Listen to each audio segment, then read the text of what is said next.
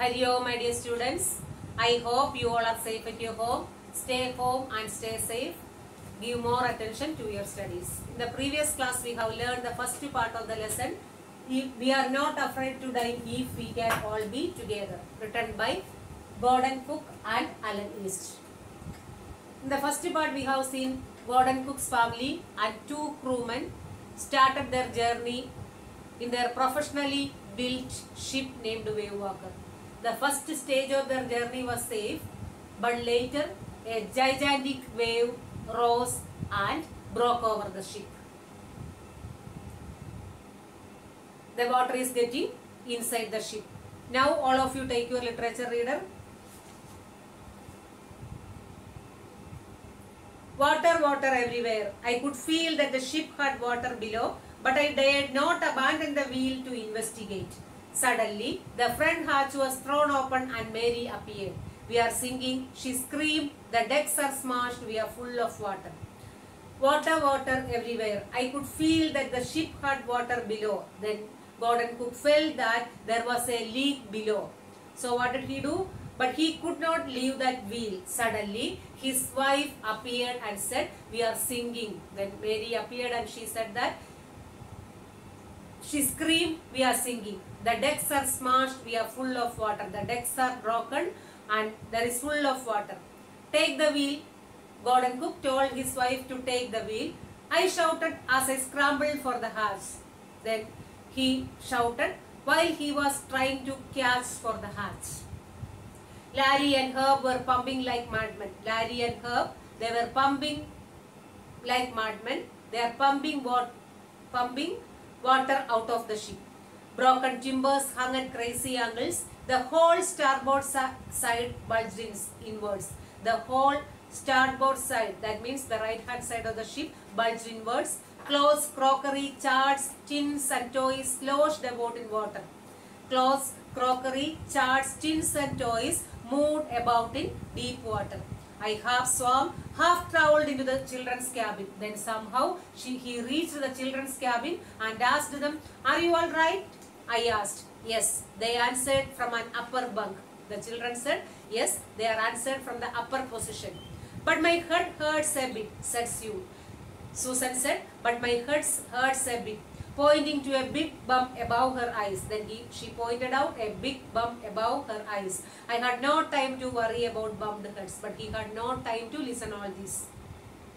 After finding a hammer, screws and canvas, I struggled back on deck. Then after finding hammer, screws and canvas, he went back on deck. With the starboard side bashed open, we were taking water with each wave that broke over us.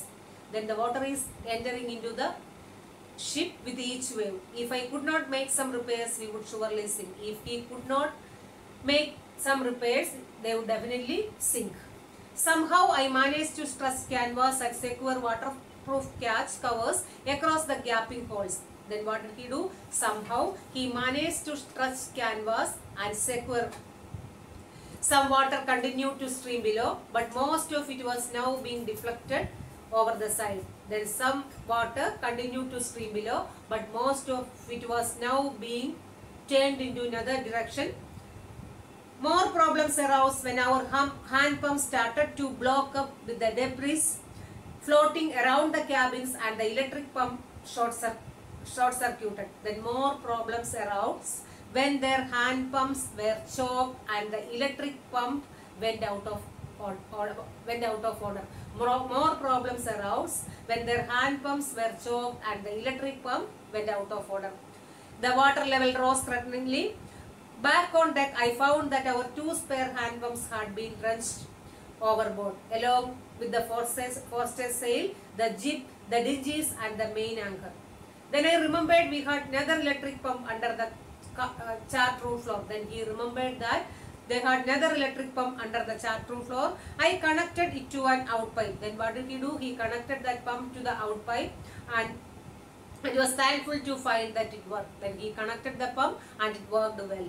That night dragged on with an endless, bitterly cold routine on pumping, steering and working the radio. That night they are doing pumping, steering and working the radio. We were getting no replies to our mayday calls. Then what do you mean by the mayday calls, that means distress radio calls for help sent by ships, which was not surprising in this remote corner of the world. They are not getting answers. Sue's head was swollen alarmingly. She had two enormous black eyes and now she showed us a deep cut on her arm. Sue's head was swollen alarmingly. She showed them a deep cut on her arm also. When I asked why she had not made more of her injuries before this, she replied, I don't want to worry you when you were trying to save us all. Then she asked her why she had not made more of her injuries before, why she had not informed this earlier. Then she said that she did not want to worry him when he was trying to save us all. By morning, on January 3rd, the pumps had the water level sufficiently under control for us to take 2 hours rest in rotation. On January 3rd, the condition was the same condition. They moved in the same position for 2 hours rest in rotation. But we still had a tremendous leak somewhere below the waterline, and on checking, I found that nearly all the boat's main rib frames were smashed down to the knee. In fact, there was nothing holding up a whole section of the starboard hull except a few cupboard partitions. That means watering, continuously entering into the ship. We had survived for 15 hours since the wave hit, but wave walker would not hold together long enough for us to reach Australia. Then they had survived for 15 hours, but the wave walker would not hold together long enough for them to reach Australia. I checked our charts and calculated that there were 2 small islands a few hundred kilometers to the east. Then Gordon Cook checked their charts and calculated, and he found that there are 2 islands a few hundred kilometers to the east. One of them, Amsterdam, was a French scientific base. Our only hope was to reach these pinpricks in the vast ocean. Their hope was to reach the islands. But unless the wind and seas abated so we could hoist sail, our chances would be slim indeed. The great wave had put our auxiliary engine out of action. Their intention was to reach there, but a great wave had put their additional engine out of action. Again, the condition was very pathetic. On January 4, after 36 hours of continuous pumping, we reached the last few centimeters of water. On January 4, after 36 hours of continuous pumping, they reached the last few centimeters of water. Now we had only to keep pace with the water still coming in. We could not set any sail on the mainmast. Pressure on the ragging would simply pull the damaged section of the hull apart. So we hoisted the storm jib and headed for where I thought the 2 islands were. Mary found some corned beef and cracker biscuit, and we ate our first meal in almost 2 days. Then their intention was to reach the island. Then Mary found some corned beef and cracker biscuit, and they ate their first meal in almost 2 days. But our respite was short-lived, but their relief was short-lived. At 4 p.m., black clouds began building up behind us. Again, the black clouds appeared. Within the hour, the wind was back to 40 knots and the seas were getting higher. The weather continued to deteriorate throughout the night, and by dawn on January 5, our situation was again desperate. Then again, by the dawn of January 5, their situation was again desperate. When I went in to comfort the children, John asked, "Daddy, are we going to die?" I tried to assure him that we could make it. But Daddy, he went on. Then when he went to console his children, John asked, "Daddy, are we going to die?" Then again he went on, "We are not afraid of dying if we can all be together." Who said? The child boy said, "You and Mummy, Sue and I." I could find no words with which to respond, but I left the children's cabin determined to fight the sea with everything I had. Then he decided to fight with the sea. To fight the sea with everything he had. To protect the weakened starboard side, I decided to heave to. To protect the weakened starboard side, he decided to raise with great effect. With the undamaged port, hull facing the oncoming waves, using an improvised sea anchor of heavy nylon rope and 22-liter plastic barrels of paraffin. That evening, Mary and I sat together holding hands as the motion of the ship brought more and more water in through the broken planks. That evening, Mary and Gordon Cook sat together holding their hands. The water is entering into the ship. We both felt the end was near. They thought that they are going to die. But Wavewalker ride out the storm, and by the morning of January 6, with the wind easing, I tried to get a reading on the sextant. But Wavewalker rode out the storm, and by the morning of January 6, with the wind easing, that here easing means not so serious. Then I tried to get a reading on the sextant. What do you mean by the word sextant? That instrument used to calculate the exact position of the ship. I worked on wind speeds, changes of course, drift and current in an effort to calculate our position. The best I could determine was that we were somewhere in 150,000 kilometers of ocean looking for a 65 kilometers wide extent. Then he understood that they were somewhere in 150,000 kilometers of ocean looking for a 65 kilometers wide island. While I was thinking, Sue moving painfully joined me. The left side of her head was now very swollen and her blackened eyes narrowed to slits. She gave me a card she had made. Then while he was thinking, Sue came there and handed over him a card. On the front she had drawn caricatures of Mary and me. On the front side she had drawn the cartoons of Mary and Gordon Cook with the words, "Here are some funny people. Did they make you laugh?" I laughed a lot as well. Inside was a message. "Oh, how I love you both." So this card is to say thank you and let us hope for the best. Then what is written inside the card? Let us hope for the best and thank you. I checked and rechecked my calculations. We had lost our main compass and I was using a spare which had not been corrected for magnetic variation. He checked and rechecked his calculation. He had lost their main compass, but he was using a spare which had not been corrected for magnetic variation. I made an allowance for this, another estimate of the influence of the westerly currents which flow through this part of the Indian Ocean. About 2 p.m., I went on deck and asked Larry to steer a course of 185 degrees. About 2 p.m., he went on deck and asked Larry to guide the ship a course of 185 degrees. If we were lucky, I told him with a conviction I did not feel. He could expect to see the island at about 5 p.m. Then he expected to see the island at about 5 p.m. Then with a heavy heart I went below, climbed on my bunk and amazingly dozed off. Then at last they understood that they will definitely reach the island at 5 p.m. Then he went to sleep. Dozed off here means slept. When I woke it was 6 p.m. and growing dark. I knew we must have missed the island. And with the sail we had left, we could not hope to beat back into the westerly winds. Then he woke up at 6 p.m. and growing dark, he knew they must have missed the island. And with the sail we had left, we could not hope to beat back into the westerly winds. At that moment, a tousle head appeared by my bunk. Can I have a hug? While he was thinking all this, can I have a hug? Jonathan asked. Sue was right behind him. His children were standing beside him and asking, and his son asked him, "Can I have a hug?"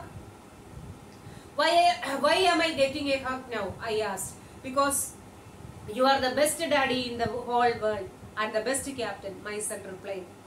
Then he asked him, why am I getting a hug now? His son replied, Daddy, you are the best daddy in the whole world and the best captain. Not today, John, I am afraid. Why you must be, said Sue in a matter-of-fact voice. You found the island? What? I shouted. It is not there in front of us, they chorused. They spoke together, as big as a battleship. I rushed on deck and gazed with relief at the stark outline of Amsterdam. At last they reached the island. It was only a bleak piece of volcanic rock. It was a small rock with little vegetation, the most beautiful island in the world. We anchored offshore for the night, and the next morning all 28 inhabitants of the island cheered as they helped us ashore. The next morning All the inhabitants, that means the 28 inhabitants of the island, cheered as they helped us ashore. They helped them. With land under my feet again, my thoughts were full of Larry and Herb. Then again they reached the island. During that time, Gordon Cook was thinking, Larry and Herb, cheerful and optimistic under the direst stress. They are ready to help them under the stress. And of Mary, who stayed at the wheel for all those crucial hours. And he was thinking about Mary, who stayed at the wheel for all those crucial hours. Most of all, I thought of a 7-year-old girl who did not want us to worry about a head injury. Then as far as her daughter is concerned, then she was not ready to share about her head injury to others. Which subsequently took 6 minor operations to remove a recurring blood clot between skin and skull. And of a 6-year-old boy who was not afraid to die. Then while at last when he reached the island, he was thinking about the 2 crewmen, his wife and his children. Here ends this lesson. Now let's see the summary. All of you listen. This story written by We Are Not Afraid to Die If We Can All Be Together, Gordon Cook and Alan Poe. Listen. Now let's see the summary of today's portion. The narrator felt there was a leak below, but he could not leave the wheel. But luckily his wife came. She cried, "Decks are broken. We are sinking." The narrator asked his wife to take the wheel. He found Larry and Herb were pumping water out of the ship. The starboard side was broken.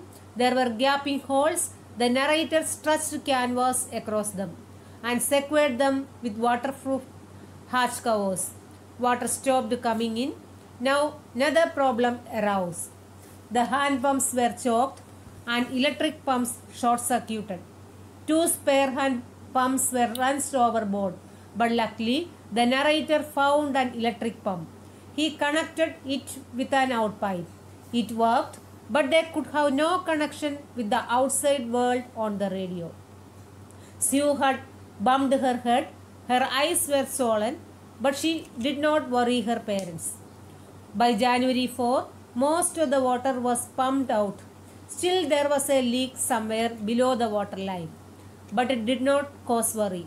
As the ship was in very bad shape, they could not expect it to hold together for a long time. The narrator wanted to reach one of the tiny islands in the vast sea. Once again, the weather became bad. Strong winds began to blow. The narrator tried to comfort the children. John said bravely, "We are not afraid of dying if we can all be together." The narrator was determined to fight the storm. The narrator and his wife were sitting quietly together. Sue came to them. Her eyes were black and swollen. She gave them a card she had made. She had drawn their caricatures on it. Inside she wrote, "I love you both. Let's hope for the best." The narrator made calculations and checked and rechecked them. About 2 p.m., he asked Larry to steer a course of 185 degrees. He hoped if all went they would hit the island Amsterdam by 5 p.m. Then climbed on his bunk. He had a sound sleep. He woke up at 6 p.m. He thought they would have missed the island. Just then, John and Sue came to him. They gave him the happy news. Isle Amsterdam lay just in front of them. The narrator immediately rushed to the deck. He was happy to see the island. They anchored off the island. Next morning, the 28 inhabitants helped them to land on the island. Thus, narrator thanked God. He was grateful to Larry and Herb who had helped them. He thanked his wife who steered the wheel at the time of crisis. He admired John, who was not afraid to die, and Sue, who in spite of her bump did not worry them. What message do you get from this lesson? Sometimes life presents very dire situations. If we are optimistic about finding a solution and overcomes the odds, we will always be successful. I think all of you understand this lesson. Read the lesson I will send you the notes through Google Classroom. Thank you all.